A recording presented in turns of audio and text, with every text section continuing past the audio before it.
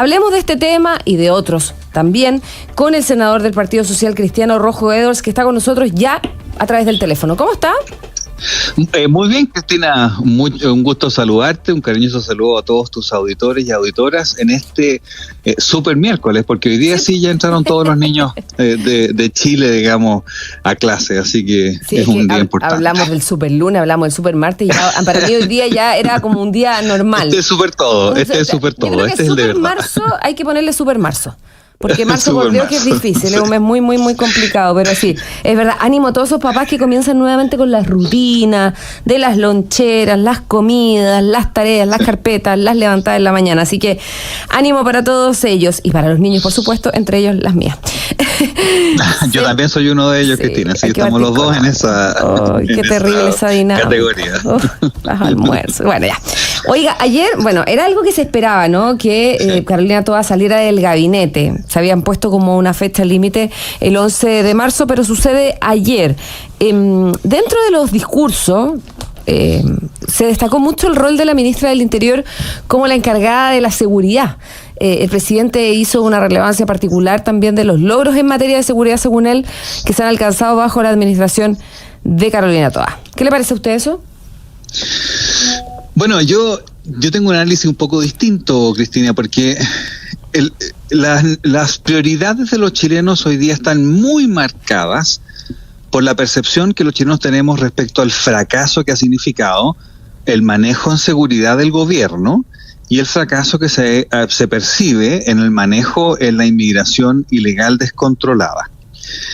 La persona que simboliza, la persona que manejó estas materias, independiente de las distancias que pueden haber entre ella y el Frente Amplio, el Partido Comunista, que efectivamente existen, pero el símbolo del fracaso en seguridad y el símbolo del fracaso en inmigración descontrolada es Carolina Toa.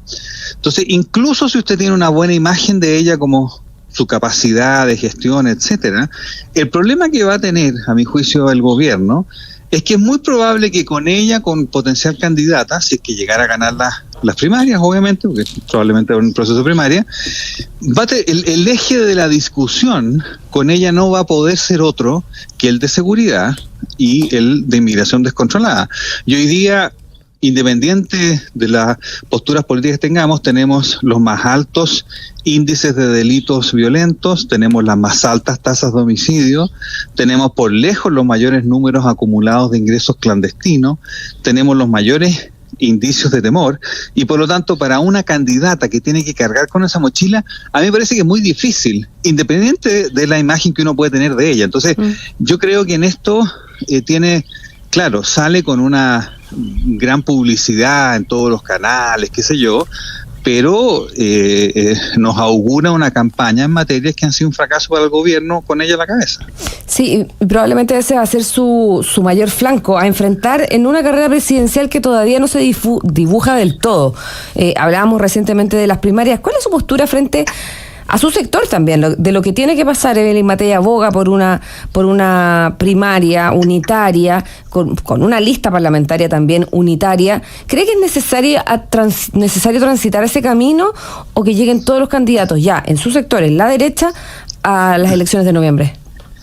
A ver, bueno, obviamente es probable que exista una primaria entonces de gobierno, pero nuestro sector creo que tiene que hacer todo lo posible porque haya una primaria, pero para que esa primaria sea razonable tiene que ser amplia. ¿Qué significa amplia? Que estén todos los candidatos involucrados. Si falta un candidato, hay un problema grave por el sistema electoral. Si es que van dos candidatos, van a haber dos candidaturas que van a favorecer las listas parlamentarias también, y por lo tanto la primaria deja de tener sentido de hacerse en junio, y es lo óptimo en ese caso es hacer que la primera vuelta sea la primaria. Ahora, respecto de la posición de Evelyn Matei, yo quiero en esto ser bastante claro. Evelyn Matei estuvo de acuerdo en la reforma de pensiones que hizo explotar a nuestro sector, porque ella estuvo de acuerdo en que se entregara parte de los ahorros de los trabajadores.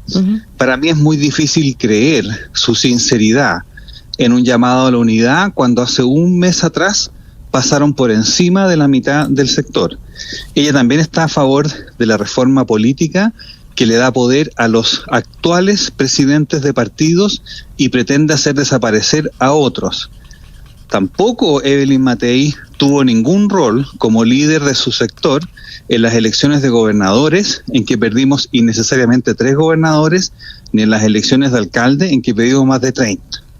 Por eso es que yo he dicho que no considero sincero el llamado a la unidad de Evelyn Matei, dado los actos que ella ha tenido y está teniendo en este minuto, y por eso lo he llamado lágrimas de cocodrilo. Los cocodrilos, cuando devoran a su presa, derraman lágrimas, no porque tengan pena de la presa, sino que simplemente derraman lágrimas por una cosa biológica o por una cosa de conveniencia, no lo sé, pero no por un interés genuino en la unidad. Entonces, si se va a querer unidad, tienen que haber actos unitarios, y esos actos unitarios, evidentemente, Evelyn Matei no lo ha hecho. Independiente de eso, lo mejor sería una primaria de todo el sector, pero también José Antonio Kast se ha opuesto a esto por la decisión que ha tomado su partido, que es el Partido Republicano. ¿Y es una decisión equivocada la que tiene el Partido Republicano? Lo que pasa es que yo no veo ninguna intención de unidad en el caso de José Antonio Kast.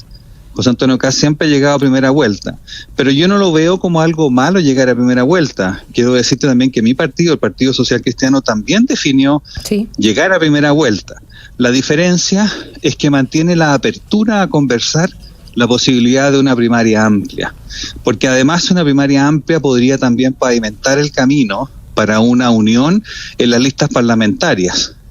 Y ojalá que no tengamos 4 o 5 listas parlamentarias y que tengamos 2 listas parlamentarias. Una me parece que es muy difícil porque no hay espacio, pero por lo menos 2 listas parlamentarias. Pero uno tiene que mantener esa intención de unidad que no veo ni en Evelyn Matei en sus actos, ni en José Antonio Kast. Cristina, nosotros por años, nuestro sector, en particular en el rechazo del primer proceso constituyente del mamarracho, le dijimos a la población, incluso pagamos publicidad por esto, diciendo que no íbamos a aceptar que se le quite un porcentaje de los ahorros a los trabajadores, y Evelyn Matei apoyó esta reforma que apoyó Chile Vamos, sabiendo perfectamente que eso iba a hacer explotar al sector.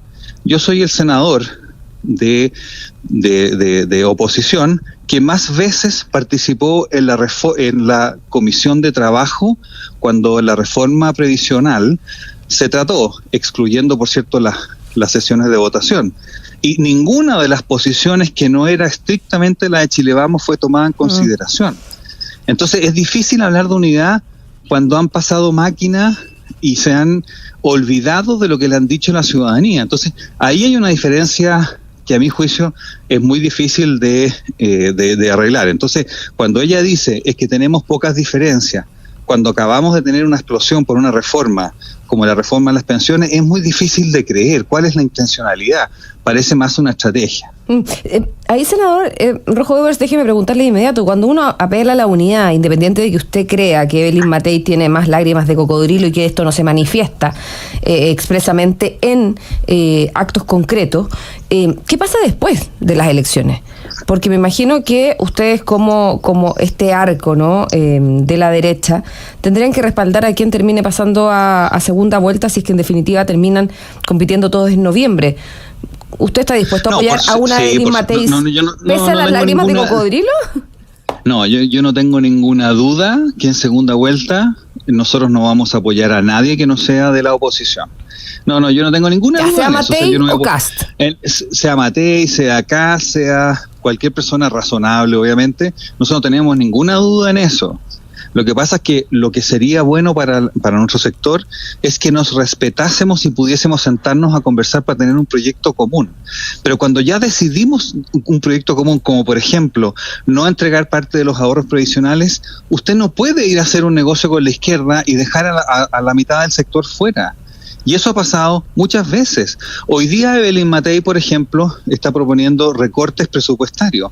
Bueno, pero si sus parlamentarios han aprobado todos los aumentos presupuestarios que ha presentado el gobierno, ya han aprobado todos los aumentos de impuestos que ha presentado este gobierno. Entonces uno no entiende muy bien cuál es la postura. Yo creo que nuestro sector tiene que ser capaz de, en materias económicas, en materias de inmigración y en materia de seguridad, enviar una sola señal, porque además esas son las materias que van a ser muy importantes en la campaña eventualmente para que nuestro sector pueda tener un triunfo.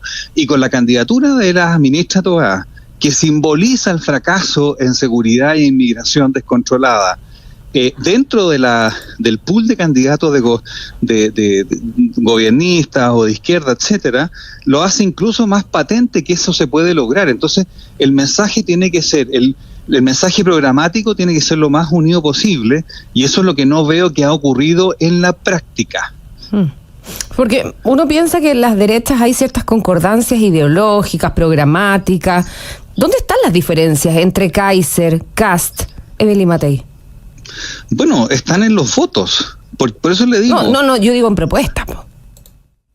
Bueno, es que lo que pasa es que... O los votos que se materializan en el Congreso, dice usted. Los votos que se materializan. Yo creo en un Estado mucho más pequeño, yo eliminaría una gran cantidad de impuestos, en particular los impuestos patrimoniales, reduciría fuertemente el impuesto a las empresas, reduciría fuertemente el tamaño del Estado, reduciría fuertemente los gastos que está teniendo el Estado completamente descontrolado, con un Estado quebrado. Pero ocasión tras ocasión, Chile Vamos vota por algo contrario. Déjeme darle otro ejemplo. Hoy día Chile está endeudado. En la reforma previsional se le permite al gobierno, bajo la línea, o sea, que no aparezca en las cuentas nacionales, una deuda que podría llegar en 20 años más a ser el 15% del PIB. Además, se le permite al gobierno esconder la deuda de las empresas del Estado, que también son 10, 15 puntos del PIB adicionales. Chile está absolutamente quebrado. Entonces, cuando vemos que, claro, en el discurso podemos decir todo lo mismo, pero en la votación de la reforma tributaria, de cumplimiento tributario, Chile Vamos apoyó lo que hizo este gobierno. Y por eso es que en otro sector, si bien puede que a nivel de discurso no se vea tanta diferencia, a nivel de votación es un mundo de diferencia, y por eso es que se han generado partidos que han sido fuera de los partidos tradicionales. Hasta hace 5 o 7 años atrás solamente estaba Renovación y la UDI. Sí, claro. Pero entonces usted dice que en Renovación Nacional, la UDI, Evópoli, ¿vota alineado con el gobierno? Vota alineado en el gobierno en demasiadas materias y cediendo principios que son muy importantes. E incluso en cosas que son insólitas. Déjeme darle un ejemplo. Yo no conozco ningún parlamentario de nuestro sector que le haya creído al gobierno que la ley de cumplimiento tributario, que es una reforma tributaria encubierta, iba a recaudar un 1,5% del PIB. Todos sabemos que ese ingreso era falso. Sin embargo, se le permitió en la ley de presupuesto igualar los gastos a ese supuesto ingreso que todos sabíamos que no iba a llegar. Entonces, no solamente votan a favor, sino que votan a favor de materias que en este caso implican gasto, pero todos sabemos que no va a recaudar lo que dice que va a recaudar y va a dejar entonces al Estado endeudado. Y por eso es que nuestro sector ha empezado a tener distintas expresiones de lo que somos, porque podemos estar de acuerdo en que no va a recaudarlo, pero entonces tú no puedes aceptarle que aumente el gasto. Entonces, claro, hoy día Evelyn Matei propone reducir 6 billones de dólares, no me acuerdo cuánto era el exacto, sí. pero si que acaban de permitirle aumentar los gastos en base a predicciones de ingresos que todos sabemos que eran falsas. Todos sabemos que las predicciones de ingresos del gobierno han estado infladas con el objetivo de poder gastar más. Y por eso es que hoy día nos topamos con una situación como la de Corfo, en que el gobierno literalmente saqueó los recursos del litio. Esas son las diferencias que se han ido dando, y por eso es que hay muchos de nosotros que decimos, a ver, espérese, por supuesto queremos unidad, pero también tiene que haber algo que nos dé garantías de que si presentamos un proyecto en común, ese proyecto se va a mantener y se van a poder negociar cosas con la izquierda, pero no entregando las materias que son fundamentales, como en el caso de la reforma previsional, que los ahorros sean de los trabajadores, o como en el caso de la organización del Estado, que no se endeude Chile por muchas y muchas décadas y las próximas generaciones terminen pagando la cuenta de la fiesta de este gobierno. Volvamos un poquito al cambio de gabinete y a lo que debería también perfilarse dentro de los próximos días. Bueno, se espera que Michelle Bachelet hable dentro de los próximos días. Se va, entiendo, a Estados Unidos, así que de aquí al 8 se espera que hable. Pero bueno, Más allá de eso, está también lo otro, que es, bueno, la designación de Álvaro Elizalde como ministro del Interior. No sé qué relación tienen ustedes con Álvaro Elizalde, porque hasta ayer era el encargado de la relación con el Parlamento. Y dicho eso, bueno, ¿qué va a pasar con el Ministerio de Seguridad Pública? Debería ser Luis Cordero. ¿Cómo llega también y cómo está preparado el Estado para enfrentar un nuevo ministerio con una tarea tan importante como es precisamente la seguridad? Bueno, ahí ese es el problema que vemos en la candidatura de Carolina Toá. Déjame por un minuto vincularlas, porque efectivamente se han aprobado muchas leyes, siempre con el freno de mano del Frente Amplio y siempre con el freno de mano de la ministra Toá, más allá de que su freno de mano no sea tan fuerte como el del Frente Amplio. Pero en todos los proyectos de seguridad uno pide más y ellos siempre terminan defendiendo de alguna manera algo un poco más aguado, más libre, qué sé yo. Pero el aumento de burocracia que se propone, así como algunas leyes que no simplemente no se aplican, no es una garantía de mejores resultados. Y hoy día el crimen organizado es rampante, la tasa de homicidios se ha disparado. Chile ya dejó de ser el lugar seguro que era antes. Entonces, el hecho de que haya más burocracia y que la van a dejar contratada a este gobierno, mire, ahí tuvimos otra diferencia con Chile Vamos. Chile Vamos le permitió al presidente Boric fijar todas las plantas del Ministerio de Seguridad. O sea, el próximo gobierno no va a poder modificar a ninguna persona que haya sido contratada en el Ministerio de Seguridad. O sea, pueden poner a gente de el ENDH encargado del Ministerio de Seguridad y el próximo gobierno no va a poder ni siquiera modificarlo porque van a estar fijados por planta.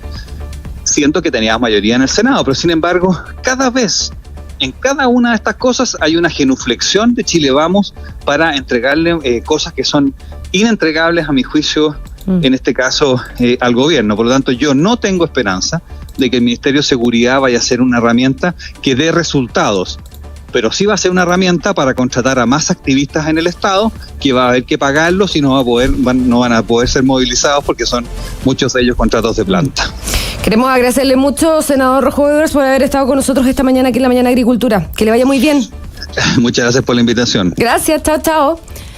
Son las 8:24.